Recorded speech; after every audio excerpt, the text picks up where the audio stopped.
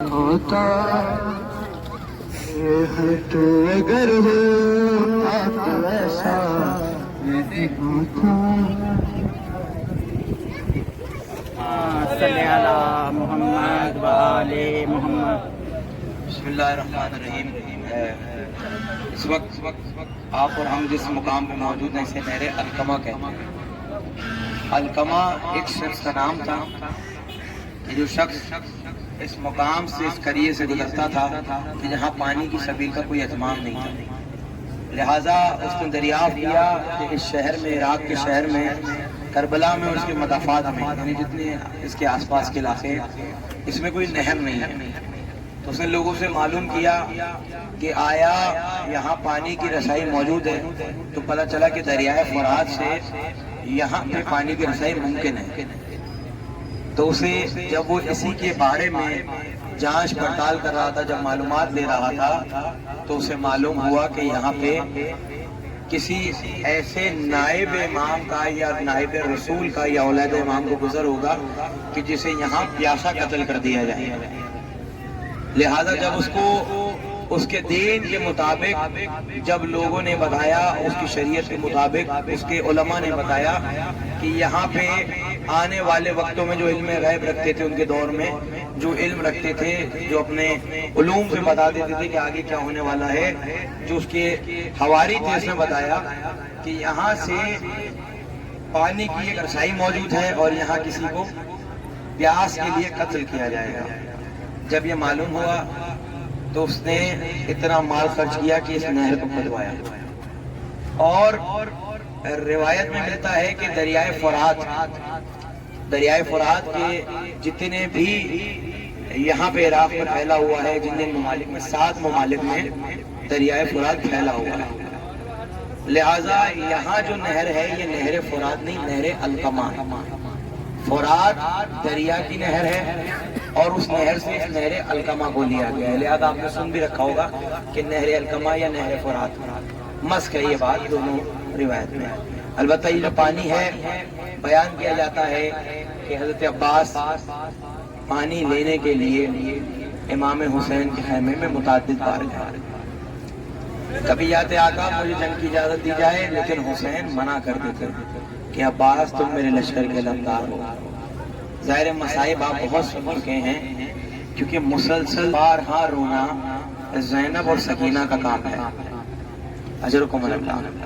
ظاہرین اس وقت جب آپ اس بہتے ہوئے پانی کو دیکھ رہے ہیں تو دیکھ رہے ہیں کچھ مرغابیاں، کچھ بطخیں اس میں پانی بھی پی رہی ہیں اور کھانا بھی کھا رہی ہیں، لیکن ہائے نبی کا کنبہ کہ جس کے لیے یہ پانی خلق ہوا تھا، وہ اس نہر کے کنارے پیاس سے تڑپ تڑپ کے مر گیا۔ رونے کے لیے یہ 2 جملے ہی کافی ہیں کہ حضرت عباس اپنے خون بہنے پہ اتنا غم و غصار نہیں ہوئے جتنا مشت پانی بہنے پہ ہوئے۔ اجرکم اللہ۔ مولا آپ کی دعاؤں کو قبول کرے۔ آوازیں آ رہی ہیں، یہی حق ہے اہل بیت پہ رونے کا۔ دیکھیں یہ پانی ہے، پانی آزاد ہوتا ہے، پانی کا کوئی فرقہ یا کوئی مذہب نہیں ہوتا، لہذا جب اس پانی پہ آدائی حکومتیں غاضب ہو گئیں تو انہوں نے اہل بیت کے گھر کا پانی بند کر دیا۔ 7 محرم سے حسین کے خیموں میں پانی نہیں ہے۔ اب ایک وقت ایسا آیا کہ حسین کا جری و شجاع بھائی جسے عباس کہتے ہیں، اس نے حسین سے جب اجازت مانگی، کہا نہیں عباس تم عزمدار ہو، نہیں عباس تم نہیں جا سکتے۔ ایک مرتبہ عباس متعدد بار یہ جملہ سن چکے، اب آقا پہ قربان ہونے کا عباس کا بھی بہت دل ہے، لہٰذا اب ایک خیمے میں سے عباس نے صدا سنی، العطش العطش العطش، ہائے پیاس ہائے پیاس ہائے پیاس، بس یہ صدا سننی تھی اور اب غازی کا دل مچلنے لگا۔ ایک مرتبہ غازی کے دل میں نہ جانے کیا آیا، ایک مرتبہ صدا دی سکینہ، اے میری بیٹی کیا ہو گیا؟ کہا چچا جان کئی لمحے گزر گئے، بچے پیاسے ہیں، چچا جان مشک خالی ہے، میں مشک کو اونڈیل اونڈیل کے دیکھ رہی ہوں لیکن ایک قطرہ پانی نہیں ہے۔ ایک مرتبہ عباس نے کہا سکینہ اگر تم سے ایک بات بولوں تو مان لو گی؟ کہا جی امو، جی چچا جان. کہا اے سکینہ، اس مشق کو لے کر اپنے بابا کے خیمے میں آ جاؤ اور مجھے پانی لانے کی اجازت دلوا دو. اب نہ جانے سکینہ نے، بچی تھی، نہ جانے کیسے سمجھا. ایک مرتبہ چچا کے کہے ہوئے پہ عمل کرتے ہوئے چچا جان کے ساتھ آ گئے.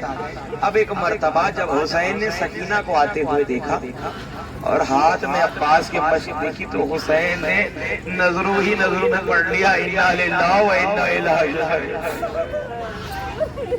کہ اب حسین نے نظروں میں ہی عباس کی شہادت کو پڑھ لیا. جیسے ہی عباس حسین کے نزدیک ہے، کہا مولا مجھے پانی لانے کی اجازت دی جائے، تو حسین نے منع نہیں کیا، بلکہ ایک مرتبہ سکینہ کو دیکھ کر حسین نے یہ کہا ہے سکینہ ننھے علی اصغر سے کتنا پیار کرتی ہو. کہا بابا ننھا علی اصغر میرا جان ہے، میرا ماجایا ہے، میرا چھوٹا بھائی ہے، بابا میں بہت پیار کرتی ہوں. کہا سکینہ علی اصغر ابھی 6 ماہ کا ہے، کتنا پیار ہے، لیکن عباس میرا 32 برس کا بھائی. اے سکینہ عباس میرا 32 برس کا بھائی ہے. ایک مرتبہ عباس جیسے ہی راہوار پہ سوار ہوئے، ایک مرتبہ عباس نے خیمے کو دیکھا حسرت بھری نگاہوں سے. عباس ایک مرتبہ علم لے کر مشق لے کر اس فرات کی علقمہ کے نزدیک آ گئے.